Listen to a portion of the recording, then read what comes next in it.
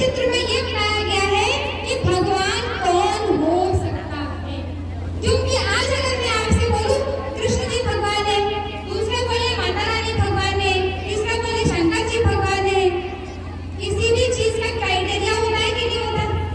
कुछ भी बनते हैं तो कुछ ना कुछ क्राइटेरिया होता है।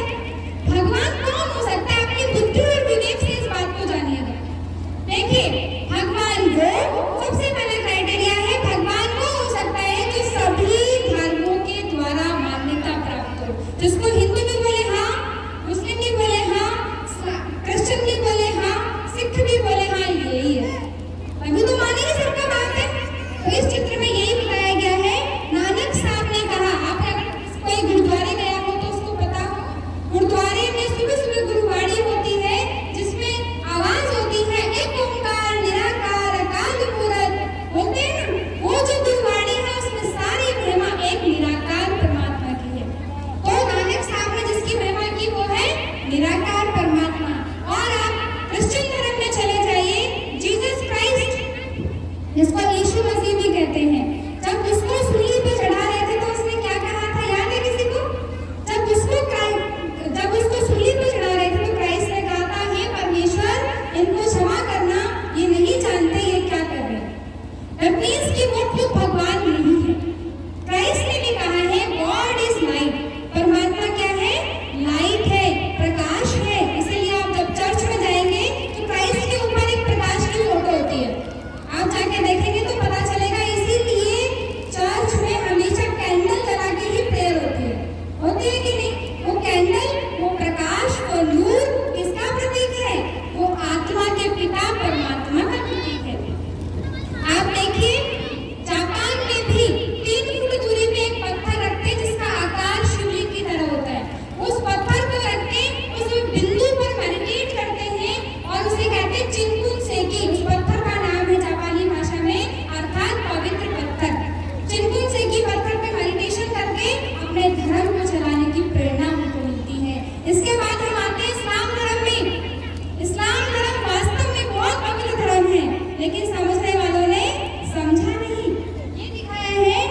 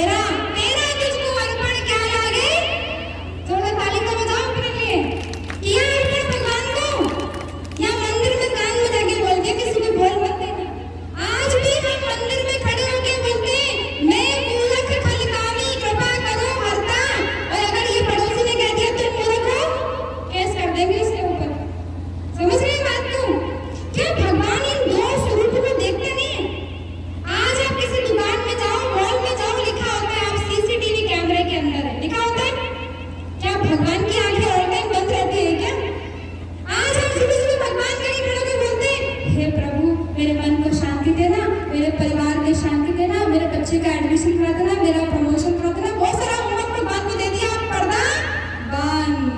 अब आप मत देखो मैं क्या करने वाला हूँ पूरे दिन। जब मेरा बच्चा मुझे 10 रुपए का हिसाब नहीं दे रहा और मैं अगले दिन उसको 10 रुपए नहीं पकड़ा रहा, तो वो तो दुनिया का पिता है, वो भी तो मेरे से हिसाब मांगेगा, मांगेगा नहीं मांगेगा। कहते हैं सजन ने झूठ मत बोलो, खुदा के पास जाना है, न हाथी है न घोड़ा है, वहाँ पैदल ही जाना है। जब भगवान को चेहरा दिखाना है तो एक एक चीज का हिसाब होगा कि नहीं होगा? होगा। उस समय मेरा चेहरा नीचे होगा या ऊपर होगा? देख लो, आप खुद ही डिसाइड कर लो। आज भी मौका है, आज भी मौका है। भगवान से अपना हिसाब किताब एकदम क्लियर रखो, क्योंकि चेहरा उसी को दिखाना है। भगवान के तो हम सभी बच्चे हैं ना, माने या ना माने, क्योंकि देखो आपके 4 बच्चे भी होते हैं, चारों एक से होते हैं क्या? कोई नायक होगा, कोई बच्चा तो 10 बार बोल के 1 बार काम करेगा, और कोई बच्चा परख लेगा अपनी मम्मी को क्या चाहिए, अभी उसको पानी चाहिए दौड़ के पानी लेके आएगा। कौन सा बच्चा दिल पे चढ़ेगा? कौन सा बच्चा दिल पे चढ़ेगा? जो आपकी वाइब्रेशन कैच कर लेता है। तो प्रिय भाई और बहनों, आपको भगवान के दिल पे चढ़ना है कि नहीं चढ़ना है? किसको भगवान के दिल पे चढ़ना है? आप खड़ा करो। जब सबसे पहले माता जी ने जो दो तालियां बजाओ उनके लिए। भगवान के दिल पे चढ़ने की विधि है अपने जीवन से झूठ, फरेब, छल, कपट और कड़वे बोल निकाल दीजिए। भगवान ने कहा था बच्चे तुम अपने जीवन को शीतल बनाओ। हमने क्या किया पता है? हमने शीतल जल लिया और शिवलिंग पे चढ़ा दिया। भगवान जी आप ही शीतल हो जाओ, हमें जरूरत नहीं है कि नहीं? भगवान ने कहा बच्चा अपने मन को पवित्र बनाओ, शुद्ध बनाओ। मैंने शुद्ध दूध लिया और शिवलिंग पे चढ़ा दिया। भगवान जी आप ही शुद्ध हो जाओ, तो जैसे है ना वैसे ही ठीक है।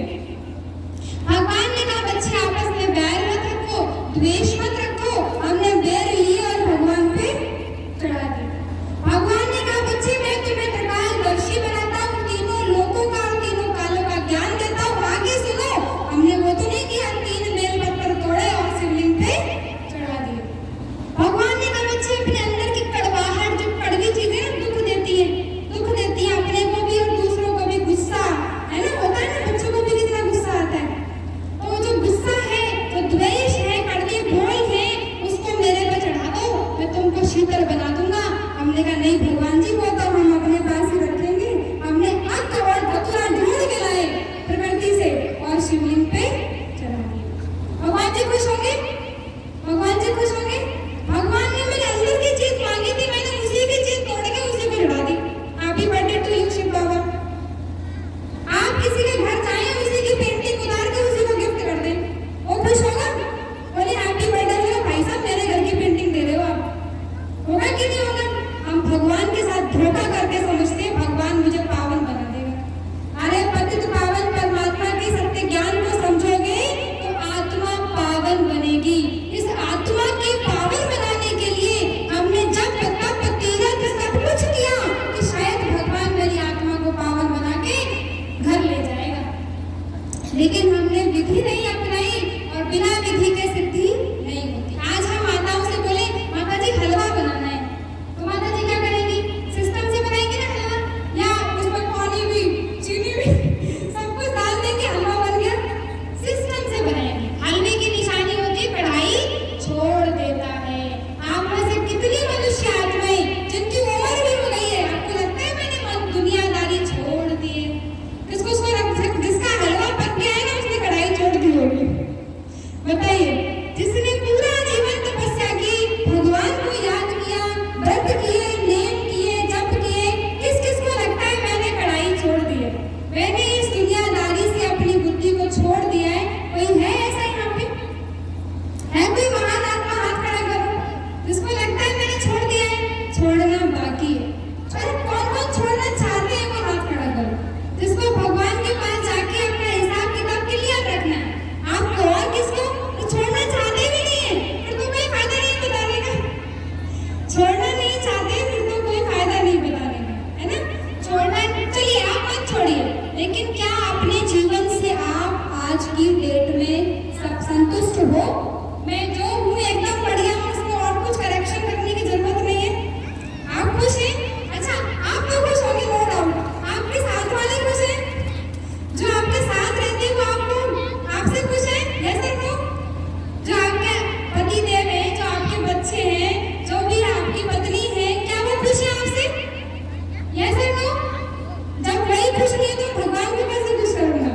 यदि भगवान को खुश करना है तो प्रिय भाइयों और बहनों, स्वयं को आत्मा समझ आत्मा के अभिमान में रहना सीखे। मैं आत्मा इन आंखों से देख रही हूँ, मैं आत्मा इन कानों से सुन रही हूँ, मैं आत्मा इस मुख से बोल रही हूँ, मैं आत्मा मालिक हूँ। जब मैं आत्मा इस शरीर से निकल जाती हूँ तो ये शरीर कोई काम का नहीं रहता। इसका मतलब इस शरीर से देखना चलना, जितनी भी कर्मेंद्रियां हैं, सबका ऑर्डर देने वाली मैं आत्मा। सभी मानते हैं इस बात को। जब मैं आत्मा हूँ तो मेरे कर्मों का, जो भी मेरे द्वारा कर्म हो रहे, उसका फल भी कौन भोगेगा? कौन भोगेगा?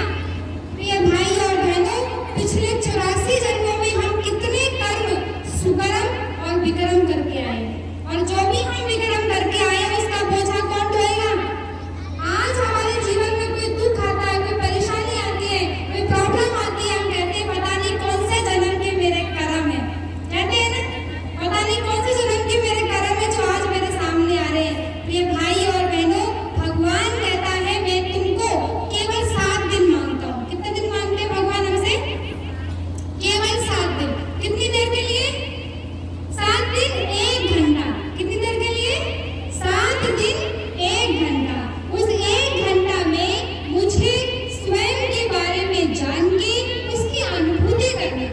जैसे मान लीजिए आप गाड़ी चलाना भूल गए, आपने सीखी थी, आप चलाते थे पर अभी भूल गए, आप पुनः गाड़ी में बैठेंगे, रोज प्रैक्टिस करेंगे तो 7 दिन में गाड़ी चलाना आ जाएगा। होगा ऐसा?